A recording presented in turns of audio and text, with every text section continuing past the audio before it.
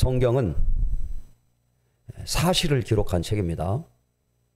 역사적인 사실, 있었던 사실을 기록한 책이고, 또 성경은 하나님께서 약속하신 내용을 기록한 책입니다. 그렇기 때문에 우리는 성경을 통해서 하나님을 믿는 것입니다. 우리가 이순신 장군을 만난 적이 없지요. 이순신 장군이 누군지 알려고 하면 그분에 대해서 기록한 책을 통해서 알 수가 있습니다. 이순신 장군이 쓴 일기를 통해서 그분을 또 목격한 사람들의 증언을 통해서 그분이 성격이 어떻고 그분이 가정 환경이 어떻고 그분이 무엇을 생각했으며 어떤 업적을 남겼는지 이렇게 아는 거예요. 그것처럼 우리들도 하나님을 안다고 할 때 그것은 성경을 통해서 알 수가 있습니다. 때문에 우리 신앙인들은 그 신앙의 근거가 성경에 있어야 합니다. 상상으로 우리는 예수 믿는 게 아니에요. 우리가 예수님을 믿는 그 이유, 그 근거, 그것이 아주 분명한 거예요. 사실 그렇지 않습니까? 오늘 여기 성경에 나오는 바울, 베드로, 또 오늘날 우리 목회하는 목사님들, 근거가 분명하지 않고 사실이 아니라 그러면 거기다가 인생을 바칠 이유가 없지 않습니까? 상상 속에 있던 일, 확실하지 않던 이 일, 거기에 왜 인생을 바치고 평생을 몸담습니까? 그렇지가 않죠. 바울은 예수님을 만나고 나서 이제 예수님을 핍박했던 사람에게서 예수님을 전하는 사람으로 바뀌었습니다. 그리고 바울과 바나바가 이제 구브로라고 하는 섬을 갔어요. 구브로 그 섬에 가서 설교 총독을 만나서 하나님의 말씀을 증거하고 그리고 배를 타고 밤빌리아라는 곳에 갔습니다. 밤빌리아. 오늘 나와 있는 바로 그 내용이죠. 13절에 바울과 및 동행하는 사람들이 바부에서 배 타고 밤빌리아에 있는 버가에 이르니. 자, 그다음에 또 14절에 보니까 그들은 버가에서 더 나아가 비시디아 안독에 이르러 안식일에 회당에 들어가 앉으니라. 한 군데 계속 있는 게 아니고 복음을 증거하면서 계속 따라가는 거예요. 우리나라도 선교사들이 와서 저 서울에서부터 수원을 거쳐서 천안을 지나 공주를 통해서 전주로도 가고 이런 계속 이동을 했습니다.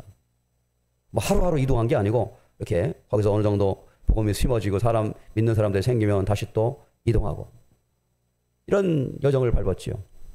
지금 바울과 바나바의 이 전도 팀은 그런 식으로 가는 겁니다. 점점 이렇게 사람들이 있는 곳을 향해서 가는 거죠. 근데 이들이 갔던 곳이 어디냐면 피시디아 안디옥이라는 그곳입니다. 지금으로는 터키 내륙에 있는 그런 지역이에요. 터키. 자, 거기에 가니까 유대인들이 모여 있었고 유대인들이 모인 곳에는 회당이 있었습니다. 오늘날로 말하면 교회 같은 것이죠. 유대인들은 10명만 모여도 회당을 만들어서 거기서 함께 말씀을 읽고 기도하고 하는 그런 문화가 있었어요. 바울 또 바나바는 원래 이분들은 유대인이고 유대 문화권에서 큰 사람들이기 때문에 회당이 어떤 곳인지 잘 알아요. 그리고 그 회당에는 유대인들이 모여있는 것을 잘 압니다. 그래서 회당으로 간 거예요. 자, 이때까지만 해도 이 바울과 바나바 이 전도팀들은 생판 하나님도 모르고 성경도 모르는 그런 사람들에게 보다는 그래도 하나님에 대해서 또 성경에 대해서 어느 정도 지식이 있는 회당 쪽으로 회당을 중심으로 이렇게 복음을 증거하는 겁니다. 하나님을 알지만 예수님을 알지 못하는 사람들이기 때문에. 자, 그래서 안식일에 회당에 간 거예요. 그 회당에는 회당장이가 있습니다. 회당장. 교회를 목회하는 목사님이 있는 것처럼 회당에도 회당의 업무를 책임지고 있는 사람이 있죠.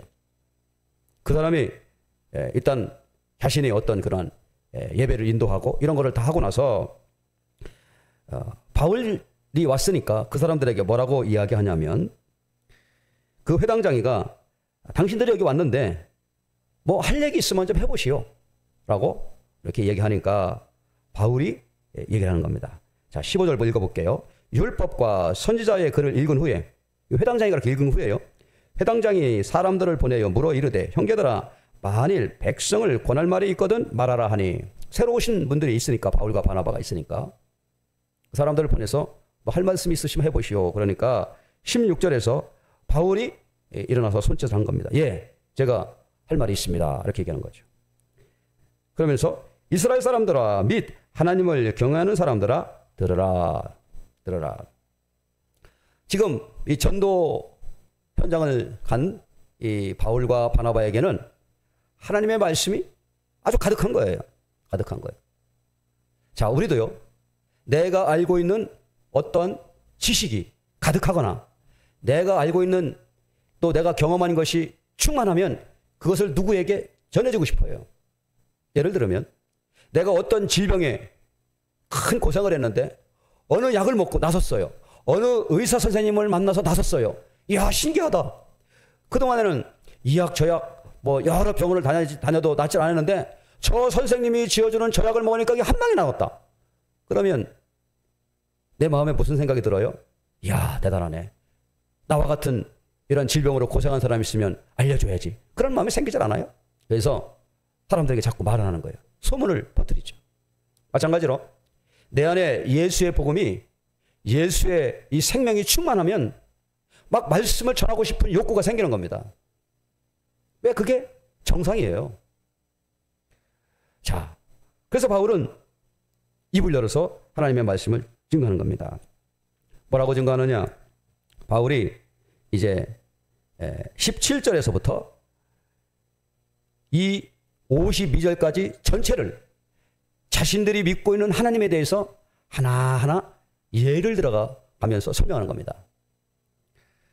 17절에 이 이스라엘 백성이 하나님이 우리 조상들을 택하시고 애굽 땅에서 나그네 된 그 백성을 높여 큰 권능으로 인도하여 내사. 그렇죠. 하나님이 이스라엘 백성을 택하셨어요. 아브람 때 아브람을 중심으로 그 자손이 한 민족이 되게 하시려고 택하셨다. 다 아는 사실이에요. 그 사람들이 자기들이 알고 있는 그 말을 바울 사도가 말하니까 고개를 끄덕끄덕하면서 듣고 있는 거죠. 그리고 야곱 당시에 이스라엘 백성들이 흉년이 들어가가지고 애굽으로, 또 애굽에 마침 요셉이 총리로 있어서 애굽으로 이사를 가죠.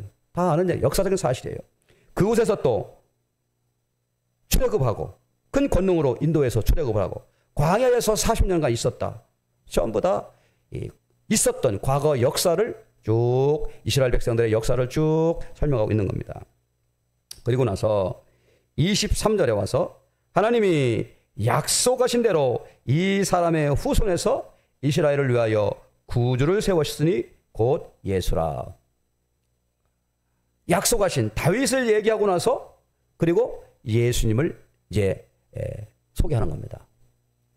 피시디아 안디옥에 있는 사람들은 아직 예수가 누군지 들어보지 못하기 때문에 몰라요. 예루살렘하고 터키 내륙하고는 거리가 너무 멀기 때문에 예루살렘에서 일어나고 있는 일을 그 당시 알 수가 없죠. 뭐 신문이 있습니까? 무슨 전화가 있습니까? 전혀 모르죠. 그런데 바울 바나바가 와가지고 그 얘기를 하는 거예요. 예수라는 분이 있다. 그러면서 이분은 다윗을 통해서 하나님이 말씀하시고 약속하신 그분이다 라고 하는 거예요. 이 사람의 후손에서, 다윗의 후손에서 구주를 위하여 세우셨으니 그가 곧 예수다. 이스라엘 백성들은 다윗을 존경합니다. 다윗 왕을 지금도 이스라엘 나라 백성들은 가장, 유대인들 중에 가장 존경하는 사람이 누구냐라 그러면 아브라함, 다윗이에요. 아브라함은 아주 오래된 분이기 때문에 그래도 나라의 왕을 경험했던 분은 다윗이에요. 다윗. 그리고 다윗 왕 시대에 이스라엘 나라가 가장 큰 영토를 가지고 있었고 가장 번성한 때를 누렸어요. 그래서 다윗을 존경합니다. 그런데 그 다윗의 자손에서 하나님이 약속하셨는데 구주가 오신다고 했는데 그게 누구냐? 예수다라고 하는 거예요. 피시디아 안디옥 그 회당에 있었던 사람들이 이 소식을 듣고 눈이 동그라져 가지고 깜짝 놀랐을 거예요. 자, 그러면서 29절 성경에 그를 가리켜 기록한 말씀을 다 응하게 한 것이라 그랬어요.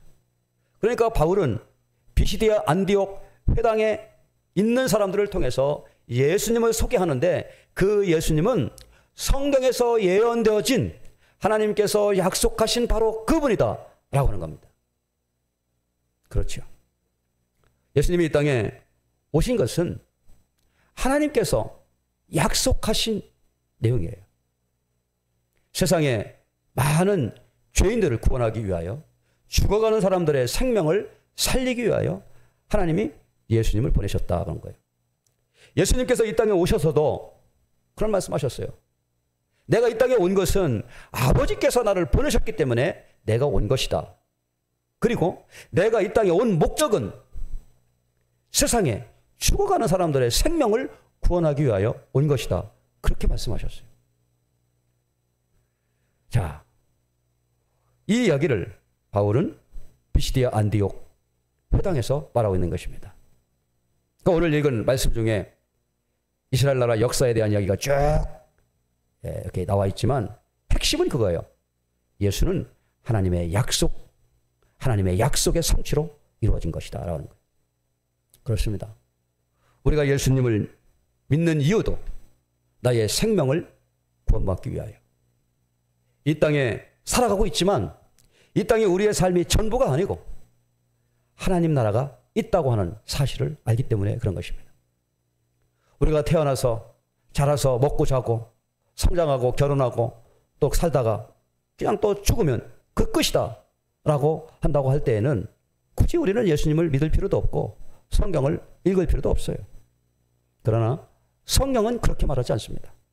이 땅에 사람이 태어나는 것도 하나님의 계획과 섭리 가운데 있는 것이다. 그리고 이 땅의 모든 삶은 나그네와 같이 있다가 본향으로 가는, 나그네는 원래 집이 있는 거예요. 우리의 집은 이 세상이 아닙니다. 아브라함이 그렇게 말했어요. 나의 원래의 집은 하늘나라다 그렇게 얘기했어요. 우리는 하나님 나라를 바라보며 살아가는 나그네인 거예요. 잠시 이 땅에 머물면서 여행자처럼 지나가는 인생이 우리 인생인 것입니다. 자, 그렇기 때문에 우리는 예수님을 믿고 기도하는 거예요. 하나님이 약속하신 그 약속을 응하게 하려고 예수님이 이 땅에 오셨어요. 그리고 하나님은 그 예수님을 통하여 우리에게 말씀하셨습니다. 주 예수를 믿어라. 그리하면 너와 내 집이 구원을 얻으리라 말씀하셨어요. 여러분, 우리가 구원받는다고 하는 것은 이 세상에서 가장 중요한 일 중에 하나입니다. 대기업 회장이라 할지라도 예수님을 믿지 아니하면 구원을 받을 수가 없어요. 가난하고 병든 사람이라 할지라도 이 세상에서는 아무런 별 볼 일 없는 사람이라 할지라도 예수님을 믿으면 그 사람은 구원을 받습니다. 하나님은 사람을 외모로 보지 않는다고 말씀하셨어요. 하나님은 사람을 중심을 보신다고 말씀했습니다. 오늘 이 시간에 우리도 기도할 때에 주여, 내가 예수님을 구주로 믿고 하나님의 자녀가 되고 하나님 나라의 백성 되게 하신 것을 감사합니다. 그리고 우리 가족들, 우리 이웃들, 하나님을 알지 못하는 사람들에게 입을 열어서 이 생명의 말씀을 전하게 하여 주옵소서. 기도해야 하겠습니다. 우리가 정말 하나님이 살아계신 것을 알고 예수님이 우리의 구원자라는 것을 알고 있다 한다면 우리는 입을 열어서 바울과 같이 복음을 전해야 되지 않겠습니까?